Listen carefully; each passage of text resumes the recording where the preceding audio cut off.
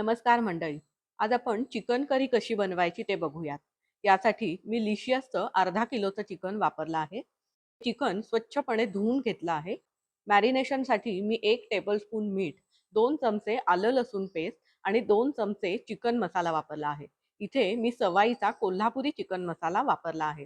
यामुळे चिकनला खूप छान चव येते. ग्रेव्हीसाठी मी 2-3 मीडियम आकाराचे कांदे घेतले आहेत. मूठभर कोरडं खोबरं, 2 चमचे धने, 2 चमचे जिरे, 1 तमालपत्र, 1 दालचिनी, 2 चक्री फुले, 1 बडी इलायची, 2 चमचे तीळ आणि 1 चमचा खसखस घेतली आहे. सगळे कोरडे मसाले आपण हलके परतून घेऊयात. मसाले हलके परतून झाले की त्याच कढईमध्ये अर्धी पळी तेल घेऊया आणि स्लाइसेस केलेला कांदा छान परतून घेऊया. यामध्ये घालूयात खोबरं आणि इतर कोरडे मसाले. मसाला गार झाला की मिक्सरमधून वाटून घेऊयात. चिकन करीची पुढची प्रोसेस भाग 2 मध्ये बघूयात.